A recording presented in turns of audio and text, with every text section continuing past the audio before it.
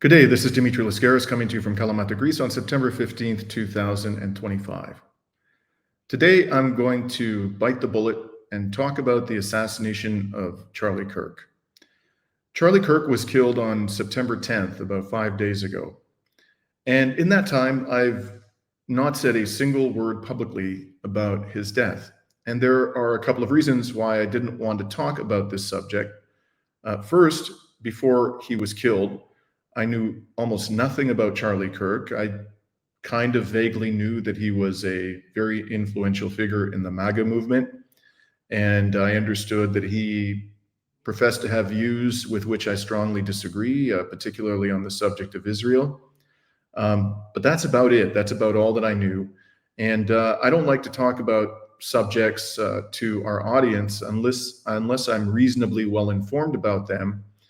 And so I knew that in order for me to become reasonably well informed about this subject, I'd have to invest a significant amount of time and energy before speaking to you about it. And frankly, that's not something I was inclined to do. Why was I reluctant to spend the time necessary to investigate Charlie Kirk and his killing?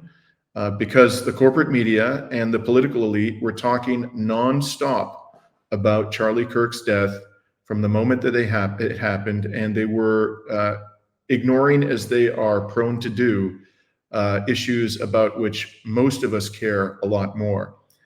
For example, Israel's daily slaughter of Palestinian children. And, you know, I noticed, for example, it was the day after, 2 days after the killing of Charlie Kirk, I checked the homepage of the website of The Guardian, the British liberal newspaper.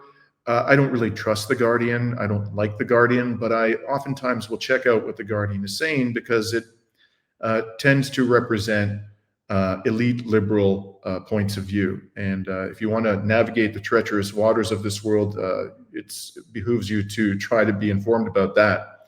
So anyways, I went to The Guardian website, as I regularly do, just to see what they were talking about.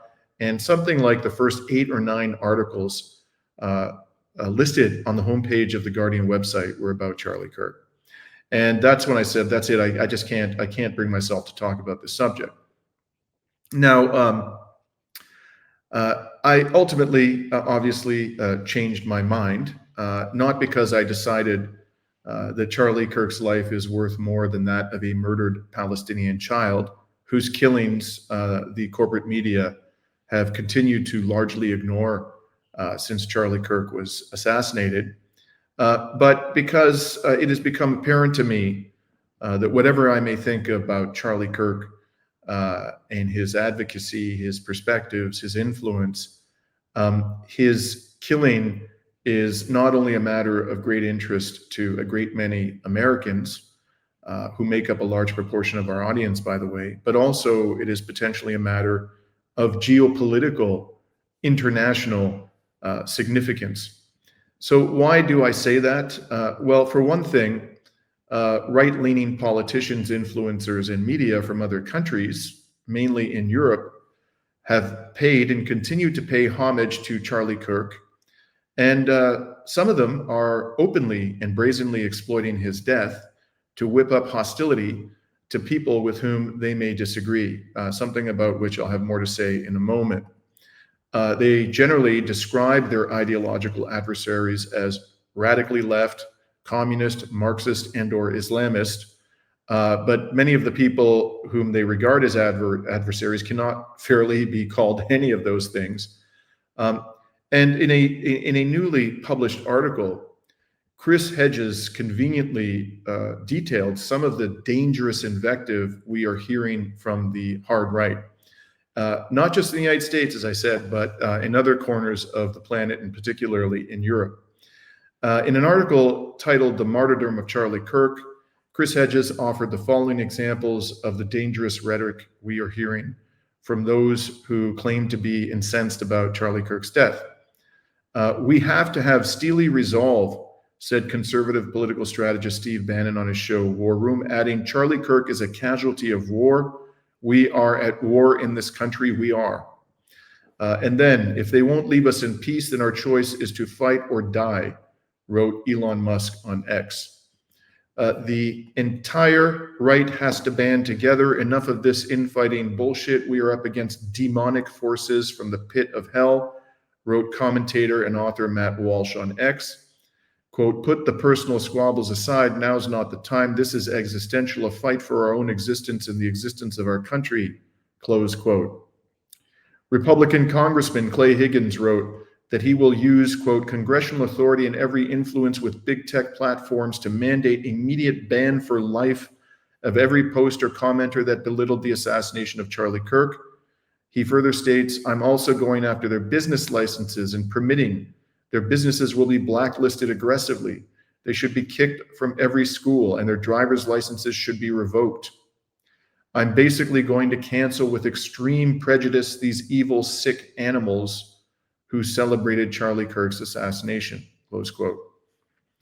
Palantir co-founder Joe Lonsdale capitalized on Kirk's death, according to Chris Hedges, to advocate for a takedown of what he called the Red-Green Alliance of communists and Islamists, who he claims have united to destroy Western civilization. He proposes an app where citizens can upload pictures of crime and homelessness in exchange for property tax rebates. Far-right comedian Sam Hyde, reports Chris Hedges, who has nearly 500,000 followers on X, wrote in response to Trump's announcement of Kirk's death that it is, quote, time to do your effing job and seize power. If you want to be more than a footnote in the American collapse section of future history books, it's now or never. And in his tweet, he tags members of the administration and private military contractors. And finally, the final example offered by Chris Hedges in his excellent article comes from conservative actor James Wood, who warned, quote, dear leftists, we can have a conversation or a civil war. One more shot from your side and you will not get this choice again, close quote. His inflammatory tweet was reposted by almost 20,000 people and received almost 5 million views and over 96,000 likes as of the time of the publication of Chris Hedges' article. So it doesn't take a rocket scientist to understand that with invective like this spewing from influential voices on the right, it's no exaggeration to say that the death of Charlie Kirk could spark a wave of political violence, what the media are describing as quote unquote political violence, and not just in the United States. Now, allow me to digress for 1 second about this whole concept of political violence. Why are the elites, both in the political class and in the media in the United States and in Europe, describing the killing of Charlie Kirk as political violence? In my view, if the killing of Kirk was done for political or ideological reasons, it falls squarely within the conventional Western definition of terrorism. That has long been defined in the mainstream discourse in the West as violence directed at unarmed civilians for a religious, ideological, or political motive. So it would be, I think, quite clear to anybody who contemplates this for a moment, that if the killer, and this has not been established, by the way, if the killer of Charlie Kirk was motivated by animosity towards his political views or his ideology, this would fall squarely within the mainstream definition of terrorism. Yet that's not the word, by and large, that the enraged followers and supporters of Charlie Kirk are employing. Why is that? Well, I'm going to leave you to ponder that question. Now, there's a second reason for which the murder of Charlie Kirk could have geopolitical significance, and that reason is that Israel could have had a hand in his murder. And to be clear, I'm not saying that Israel is, in fact, behind the murder. To my knowledge, there's no hard evidence at this stage that Israel had a role in the assassination of Charlie Kirk. And it's entirely possible, and I readily acknowledge it, that Israel had nothing whatsoever to do with the killing of Charlie Kirk. But clearly, the war criminal Benjamin Netanyahu is trying to exploit Kirk's murder. And in an appearance in the last few days on Fox News, Netanyahu strongly implied that Islamists and ultra-progressives were responsible for Kirk's death. Joys as a Christian is advocating for Israel and forming alliances to defend Judeo-Christian civilization. The people on the extremes, the Islamists, the radical Islamists, and their union with the ultra-progressives, they often speak about human rights. They speak about free speech, but they use violence to try to take down their enemies. So whether or not Israel had a hand in the murder of Charlie Kirk, it's absolutely crystal clear. And it's not just Netanyahu. You can see this from other Israeli officials. Plenty of other Israeli officials and advocates for Israel are exploiting Charlie Kirk's murder in order to whip up even more hostility from the right and from the authorities towards people whom they describe as Islamists and ultra-progressives. And obviously, that would include a lot of people who are supporters of the Palestinian cause. Now, for 2 years, Israel's advocates have, prior to Charlie Kirk's death, relentlessly pressured governments and law enforcement to suppress pro-Palestinian advocacy. And in many ways, as we've reported on this program, governments and law enforcement officials have obliged them by brutally oppressing pro-Palestinian protests and advocacy. Despite this, however, the pressure campaign on pro-Palestinian activism has failed to achieve its objectives.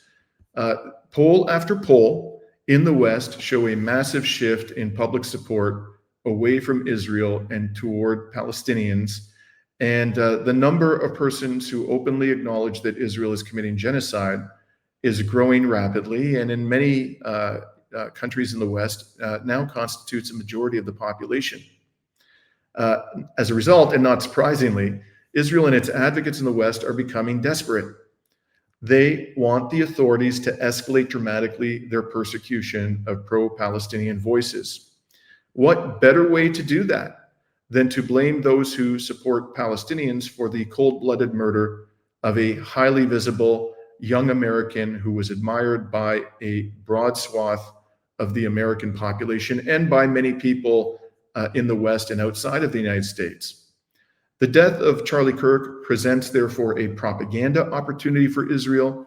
His murder is potentially a powerful tool for whipping up hatred of those who support Palestinians. And that's one of the reasons for which I say Israel had a motive to kill Charlie Kirk. The second reason for which Israel had a motive to kill Charlie Kirk is that Charlie had begun to raise hard questions about Israel's conduct. All of this is laid out in an excellent new article by Max Blumenthal and Anya Parampil of The Gray Zone. And as you can see up here on the screen, the title of that article, published on September 12th, and I commend it to you, you should read it in full, is Charlie Kirk refused Netanyahu funding offer, was frightened by pro-Israel forces before death, friend reveals. As Anya and Max explain in this article, Kirk devoted most of his political advocacy during the vast majority of his career as a conservative advocate to promoting Israel's genocidal and racist narratives. But under pressure from an increasingly anti-Israel MAGA base, Kirk began in the final months of his life to raise hard questions about U.S. support for Israel. As Anya and Max point out, quote, this July at the Student Action Summit of Kirk's Turning Point USA, or TPUSA, Kirk provided a forum for the right-wing grassroots to vent its fury about Israel's political hammerlock on the Trump administration. There, speakers from former Fox News stalwarts Tucker Carlson and Megyn Kelly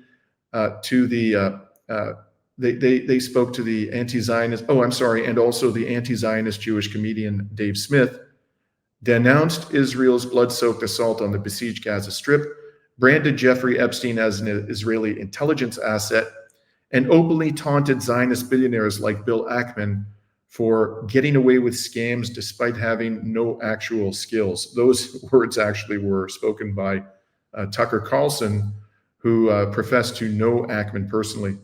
And then Max and Anya go on and say it's all of the sudden, oh, Charlie, he's no longer with us. Wait a second.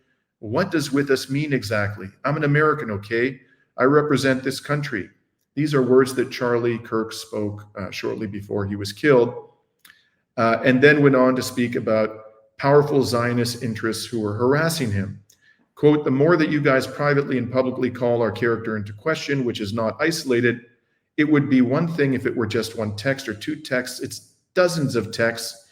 Then we start to say, whoa, hold the boat here. This is Charlie Kirk speaking. And he goes on and says, to be fair, some really good Jewish friends say that's not all of us, but these are leaders here. These are stakeholders. He went on to complain to Megyn Kelly, Charlie Kirk, that, quote, I have less ability to criticize the Israeli government than actual Israelis do, and that's really, really weird. It is indeed, Charlie. And in one of his final interviews, conducted with Israel's premier frothing at the mouth psychotic influencer in the United States, Ben Shapiro, Kirk once again tried to raise the issue of censorship of Israel's critics. And here's a clip from that quite informative interview. The media on COVID, on lockdowns, on Ukraine, on the border, so like maybe we should also ask a question: is the media totally presenting the truth when it comes to Israel? Just a question, that maybe we shouldn't believe everything the media says, because I know I've been conditioned to ask a lot more critical questions over the last couple of years. So, Ben, some people would accuse Israel of wanting to ethnically cleanse. Some people in the Israeli government are saying, again, it's all over the place, right? You have opinions all over. In your opinion, what would a good outcome 5 years from now be, and how does one respond to the claims of ethnic cleansing? As you can imagine, that was not likely to go down well with either Ben Shapiro or the genocidal regime on whose behalf he shills on a daily basis. And by the way, since the murder of Charlie Kirk, Ben Shapiro has openly and aggressively positioned himself to become the new voice of the conservative university campus movement that Charlie Kirk built so skillfully. And in fact, he said that he was going to pick up Charlie's blood-soaked microphone. Again, wouldn't that be convenient that Ben Shapiro, who never saw an Israeli war crime he didn't love, to replace the increasingly skeptical Charlie Kirk immediately following his death? Now, in their Gray Zone article, Max and Anya also report that they have an inside source who was very close to Charlie Kirk and close to the Trump White House. And according to the Gray Zone source, Charlie Kirk rejected an offer earlier this year from Israeli Prime Minister Benjamin Netanyahu to arrange a massive new infusion of Zionist money into his TPUSA organization, America's largest conservative youth association. The friend reports to the Gray Zone that Kirk believed that Netanyahu was trying to cow him into silence as he began to publicly question Israel's overwhelming influence in Washington and demanded more space to criticize it. In the weeks leading up to his September 10th assassination, Charlie Kirk had come to loathe Netanyahu, according to his friend, and regarded him as a bully. According to Charlie Kirk's friend, Kirk strongly warned Trump last June against bombing Iran on Israel's behalf. And the friend stated to the Gray Zone, quote, Charlie was the only person who did that, and Trump barked at him in response to the encouragement not to bomb Iran from Charlie Kirk. And toward the end of his life, according to Charlie Kirk's friend and the source of the Gray Zone, Kirk had become the target of a sustained private campaign of intimidation and free-floating fury by wealthy and powerful allies of Netanyahu, figures he described in an interview as Jewish leaders and stakeholders. He was afraid of them, the source told the Gray Zone. So, given all these facts, Israel had a second powerful incentive to kill Charlie Kirk. Clearly, the highly influential Kirk had begun to turn against U.S. support for Israel at a time when Israel desperately needs to shore up American support for the genocidal entity, especially among Republicans, because the polls show that the Israelis have already lost most Democrats, and antipathy towards Israel amongst Democrats is only getting worse by the day. So far, I've identified two motives that Israel had to kill Charlie Kirk or to facilitate his murder. The first was to inflame anti-Muslim and anti-Palestinian hatred. The second was to eliminate an increasingly skeptical conservative advocate who had huge influence among Republicans, and especially young Republicans who may one day emerge as leaders of the Republican Party, and hopefully to replace that increasingly skeptical popular conservative advocate with someone who would faithfully toe the line on Israel, like Ben Shapiro. There is, however, a third motivation. The third motivation is to deter other influencers, particularly conservative influencers, from speaking out against U.S. support for Israel. The most prominent among those Israel skeptics today are probably Tucker Carlson and Candace Owens, but others may well be about to emerge or may have begun to emerge. And it behooves us to ask, how willing would they be to speak out against Israel if they believe that they might be killed for using their influence to build public opposition to Israel's heinous crimes? So deterring criticism of Israel amongst Republican influencers and by Republican influencers would be a third reason why Israel would want to see somebody like Charlie Kirk out of the way, and not only out of the way, but eliminated in a brutal and public manner. Now, a final consideration we should bear in mind is that Israel is perfectly capable of committing this crime. If the past 2 years of this genocidal rampage throughout West Asia have taught us anything, it's that Israel's leaders and their backers in Washington have no red lines, and that there's no atrocity that it is beyond them to commit. It's also clear that Israel had the technical capacity to murder Charlie Kirk. In the world today, there's probably no state or non-state actor that is as adept as Israel when it comes to assassinating political leaders. Israel basically brags about this sort of thing, and it has systematically murdered political leaders in circumstances that were much more challenging than the circumstances involved in the murder of Charlie Kirk. Charlie Kirk was sitting out in the open. He was a sitting duck in broad daylight. He didn't even have bodyguards standing in front of him. Given Israel's extensive experience in the murder of political leaders, this presented a relatively easy target, I would think, for the genocidal entity. Now, judging from discourse in the social and alternative media, more and more people are coming to suspect that somehow Israel had a hand in this murder. The situation has become so bad from a public relations perspective that even Fox News felt obliged to ask the war criminal Netanyahu himself if Israel was behind the murder of Charlie Kirk. Have a look at this. I want you to address one thing, and it's just the absurdity of it. Some of the internet rumors that somehow Israel is behind the Charlie Kirk murder, and I don't believe it for 1 second. But I want you to make a statement. It's so absurd. That's insane. That's insane. It's not only insane. It's I think it's so absurd, so stupid, and so ridiculous. You can't believe that people are saying this. They just found the perpetrator. They'll get to the bottom of this.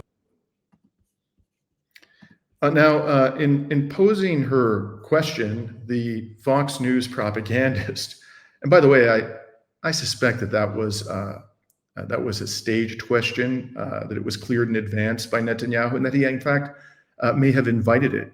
He wanted the opportunity to respond. But in posing the question, the Fox News propagandist described the accusation against Israel as absurd and did so twice.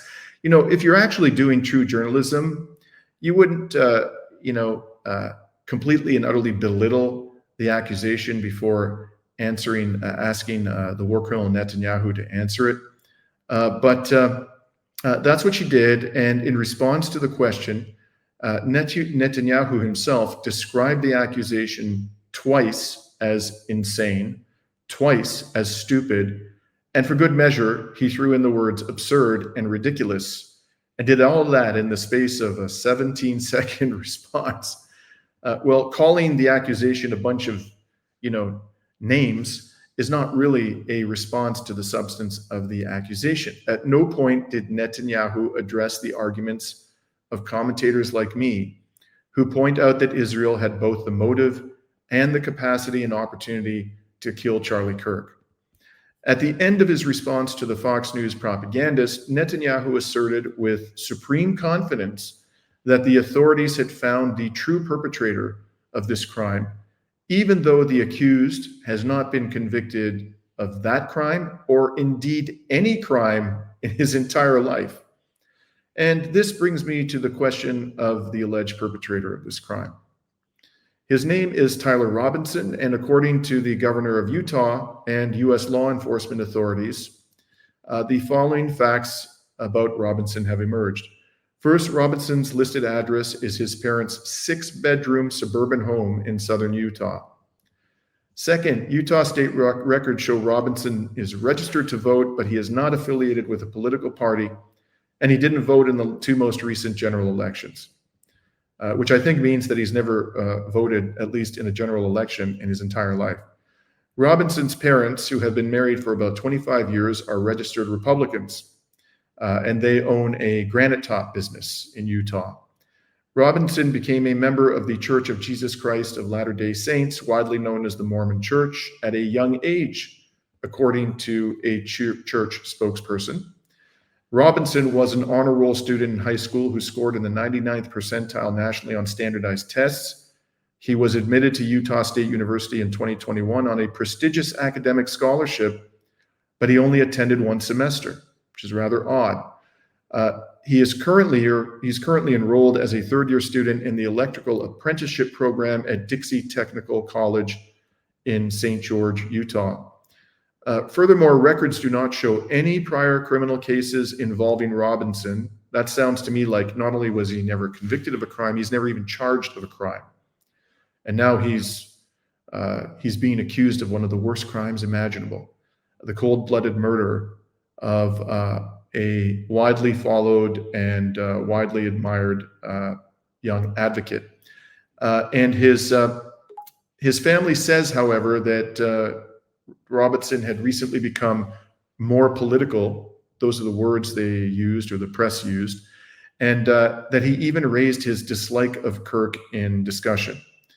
And finally, family members recounted a dinner conversation during which Tyler Robinson mentioned Kirk's upcoming visit to Utah, prompting a discussion as to whether the conservative activist was spreading hate. So Robinson, it appears, came from an affluent Christian family in Utah, and his mother and father are registered Republicans, and he has no prior criminal record.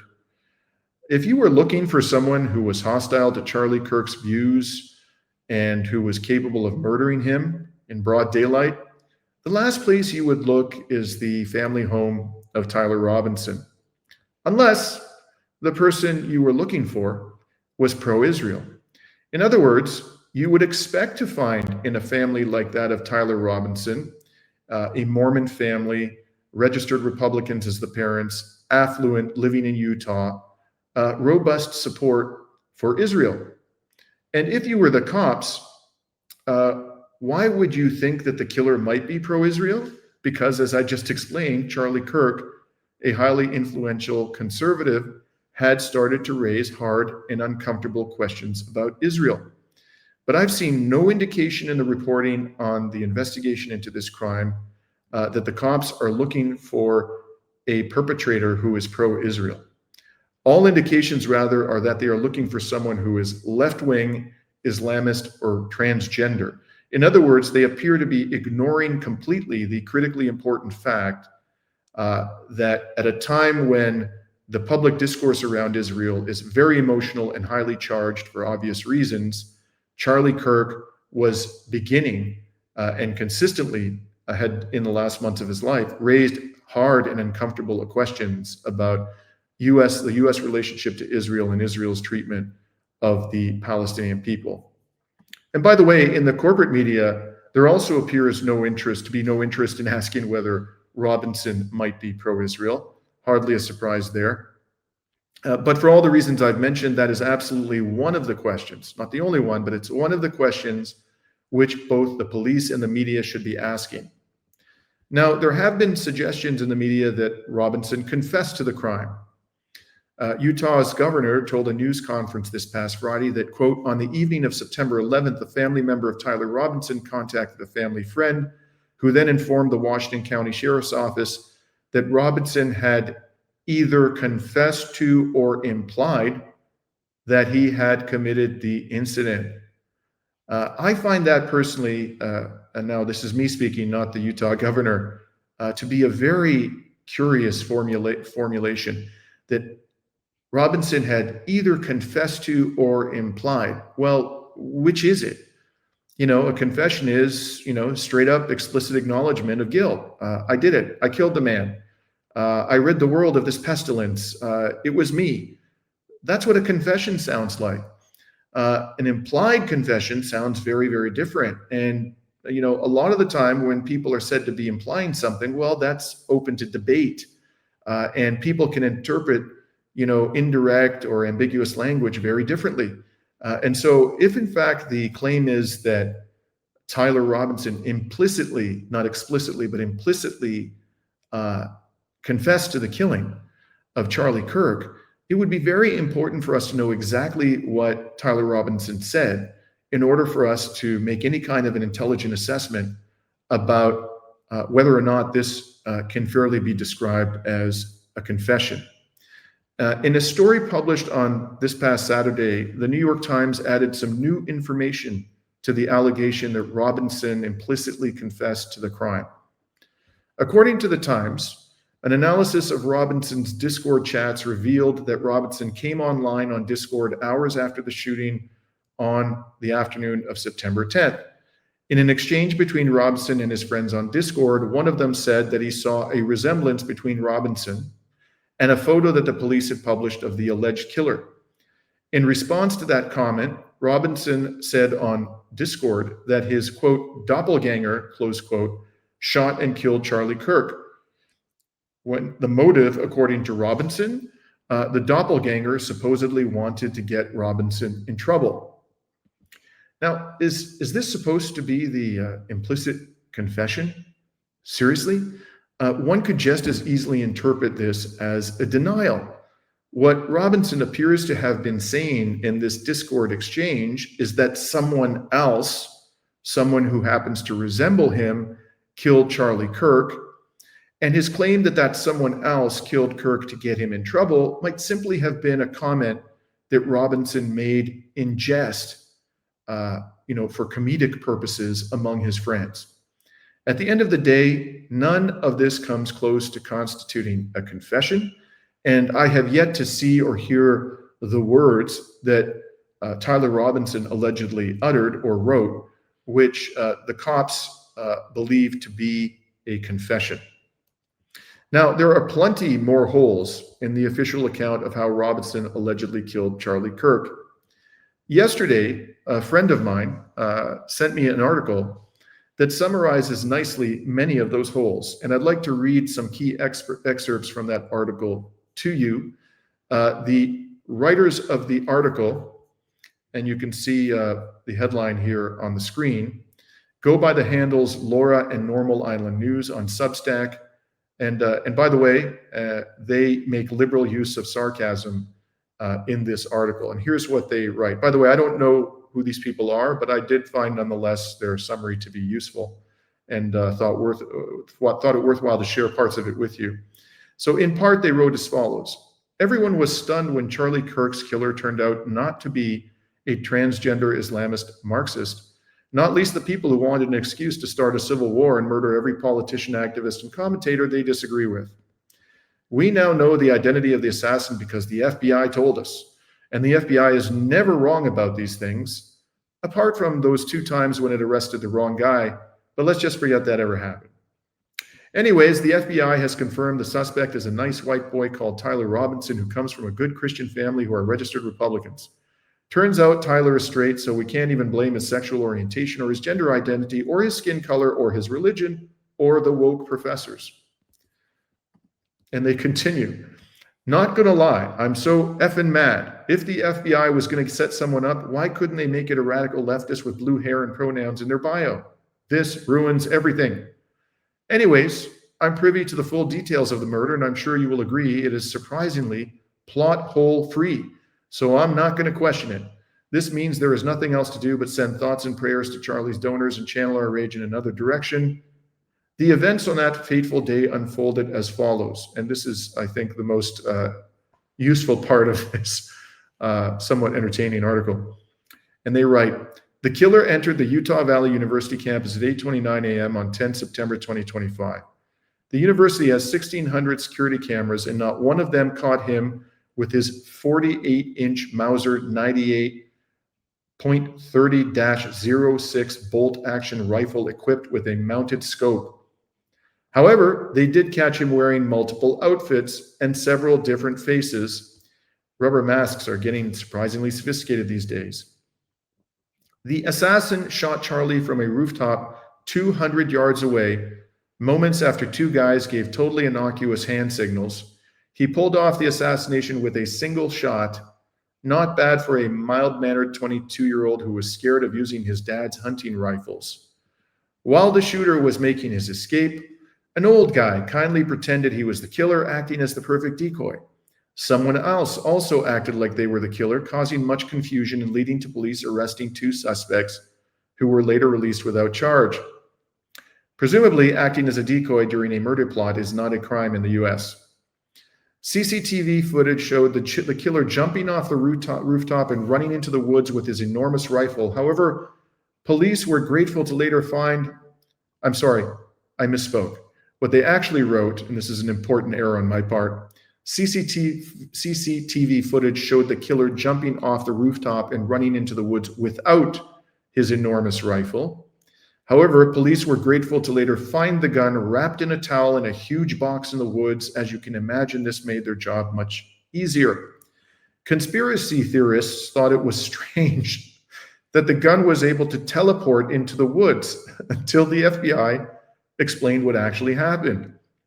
It turns out the killer changed his clothes, climbed onto the roof with a disassembled gun, reassembled the gun, carried out a single-shot assassination, disassembled the gun again, changed his clothes again, put half the gun into his trousers and half into his backpack, fled the scene, and then reassembled the gun and left it in the woods.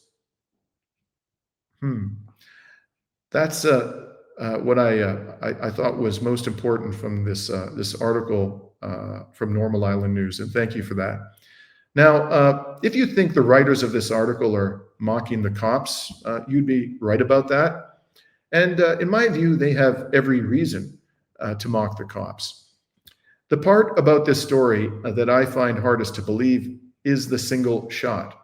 This young man, Tyler Robinson, appears never to have served in the military, yet he was able to hit Kirk in the neck and kill him with one bullet from a distance of 2 football fields. And he did this with thousands of people gathered around Kirk. And Kirk moving, not dramatically, not just gesticulating wildly, but he was actually moving significantly as he was speaking to the assembled crowd. You know, I guess anything's possible. Maybe this guy got lucky. Maybe he spent years practicing in the woods and he became a world-class marksman. I can't exclude the possibility, nor do I exclude the possibility that Tyler Robinson was able to murder Charlie Kirk with one shot in those circumstances from a distance of 2 football fields. But frankly, folks, I find that rather difficult to believe. Another troubling aspect of this official account is that soon after the shooting, police arrested a conservative activist, George Zinn, on campus grounds after Zinn actually claimed to have shot Kirk. And I'm going to show you here the headline of an article in the Salt Lake Tribune recently published about George Zinn. Now, who is George Zinn? Apparently, This I learned from watching a recent episode of The Moats with George Galloway. He is a Zionist Jewish member of the Utah community, living in Utah, where there is a very small population of Jewish persons, by the way. And he happened to be this conservative Zionist, elderly, troublemaking activist standing near the shooting, the point of the shooting of Charlie Kirk, in a position apparently even to witness it. And for some bizarre reason, as the police fanned out looking, desperately for the killer of Charlie Kirk, he claimed falsely to have been the murderer. Whether intentionally or unintentionally, Zinn's false claim that he had killed Kirk undoubtedly distracted the police from catching the real killer, thereby enhancing the real killer's opportunity to escape. And unless, George Zinn is fantastically stupid, and based on what I've read about him, he doesn't seem to be, he would have understood that by falsely claiming to be the killer, he was going to distract the police from doing the job of apprehending the true perpetrator. We don't know at the end of the day why George Zinn made this false claim and why, whether intentionally or unintentionally, he distracted the police at this critical moment. At this point, we'll have to, hope for an answer to that critically important question one day soon. And I would like to digress for a moment and talk a little bit about law enforcement, police officers and prosecutors, generally in the West, but in the United States. And because, to be clear why I want to express my thoughts on this subject is because there are a lot of people out there who just assume that when the cops say they caught the perpetrator, that the cops are telling the truth and the cops that got it right, and the cops would never manipulate the course of justice. They'd never lie to the public. They'd never seek to convict somebody who's innocent. It seems like there are a lot of people out there, and I say this because I see this again and again, and I'm seeing in this case where people with large followings on social media are saying definitively that the cops caught the killer, even though, quite apart from all of the holes in their theory that I've pointed out, and there are others, by the way, I wasn't exhaustive, even though no court of law has convicted Tyler Robinson of the murder or of any crime for that matter. They're just assuming that the cops got their man. And so that's why I felt obliged to share my thoughts about law enforcement authorities. Now, I know all those Hollywood crime dramas love to portray the police as good-looking, stylishly attired, consummate law enforcement professionals who are committed to the rule of law and justice. But that's just Hollywood, folks. Hollywood wants us to like and trust the cops and the prosecutors because the people who control Hollywood are extremely wealthy, and the primary function of the cops is to protect the vast wealth of the extremely wealthy. In many ways, police forces are the private militias of the rich, except that these private militias are paid for by you and me and every other taxpayer. It's actually a pretty good deal for the rich when you think about it. The reality, of course, is quite different. And I say this as a lawyer who has had extensive interaction with the police and prosecutors, including in the United States, where I lived and practiced law for several years in New York City, in the early stages of my legal career. In my experience, and based on my decades of legal practice, I do not accept the Hollywood narrative about the police or the prosecutors. In my extensive experience, most cops and prosecutors are not unbiased enforcers of the law, whose overarching commitment is due process and justice. Most of them, in fact, lean to the right, are highly ideological, and allow their ideological perspectives to influence how they do their jobs. A lot of them are just self-serving scoundrels. They cut corners, they lie for each other, and they regularly engage in unnecessary and sometimes brutal and deadly violence. Are there good cops and good prosecutors out there? Yes, of course. But I believe them to be fewer in number than the bad cops and the bad prosecutors. In the United States and other Western countries, the legal system produces more injustice than it produces justice. In fact, they shouldn't call it the justice system. They should call it the injustice system. The injustice is rampant, and it takes many forms. The many forms of injustice include, but are not limited to, the conviction of the innocent, draconian sentences, racial bias, and impunity for the powerful. And I just want to talk about the latter for a moment and give you a few examples, just a tiny number of examples out of the ocean of examples of the impunity of the powerful in Western society, and in particular in the United States.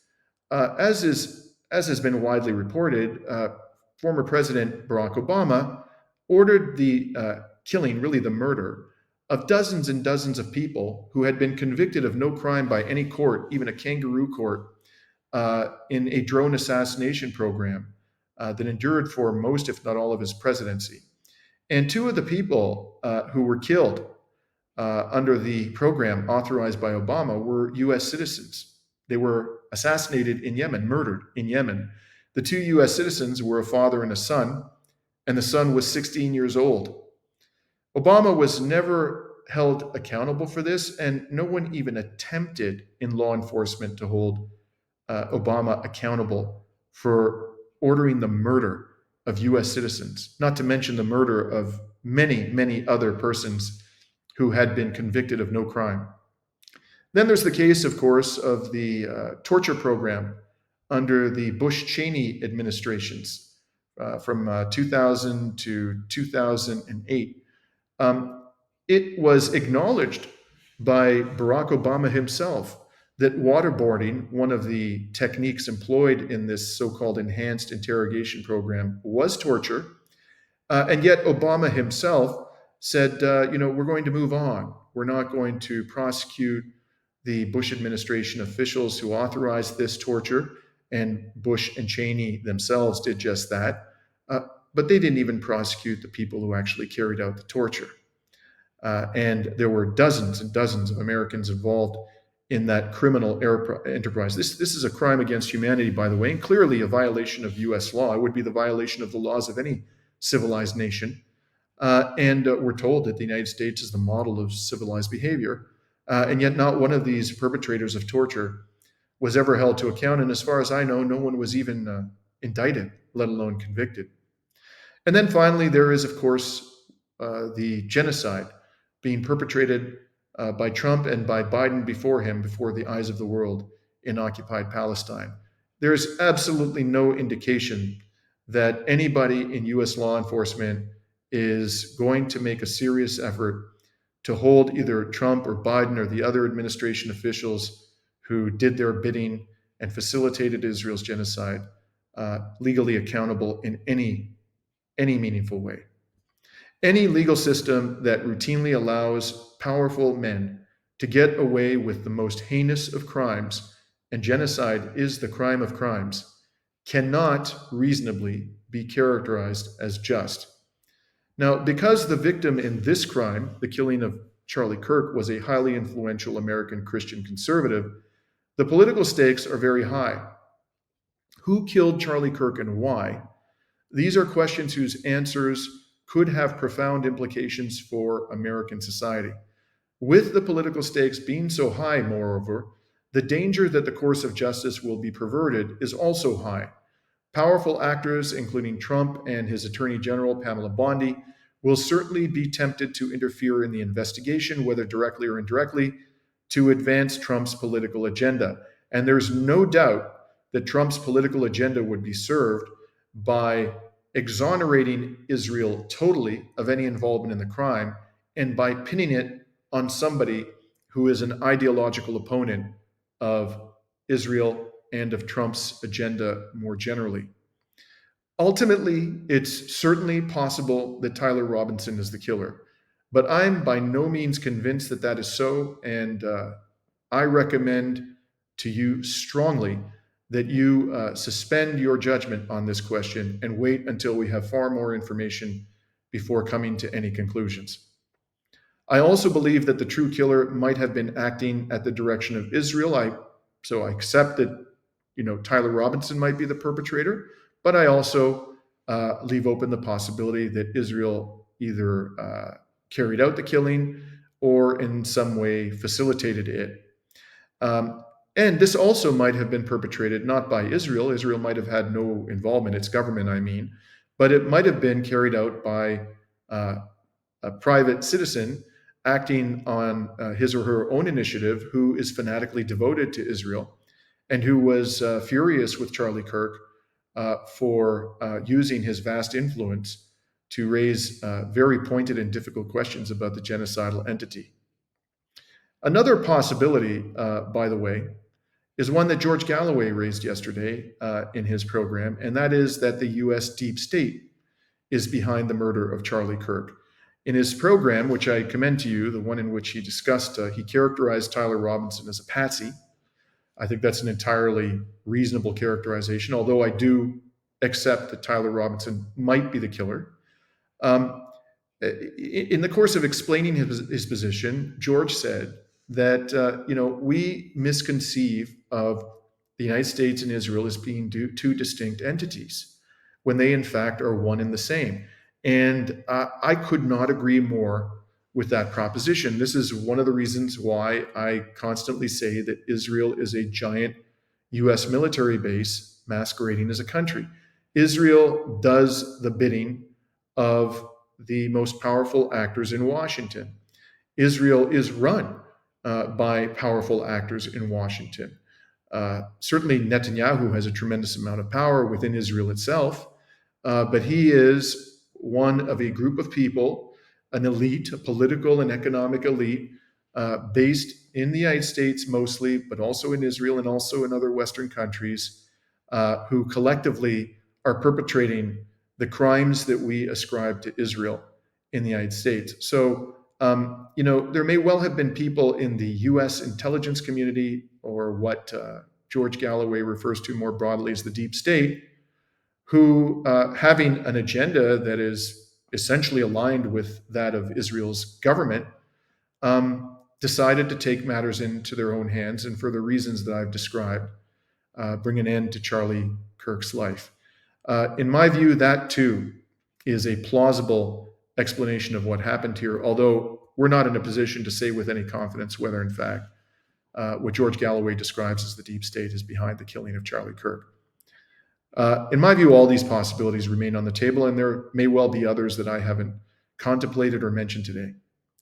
Lastly, if Tyler Robinson ultimately pleads guilty in exchange for some leniency from the court, that would not necessarily mean that he killed Charlie Kirk. The death penalty, reportedly, is available in Utah, and many public figures have called for it to be applied in this case. To avoid the ultimate penalty, death, Robinson could be tempted to accept a long prison sentence, even if he's innocent of the crime.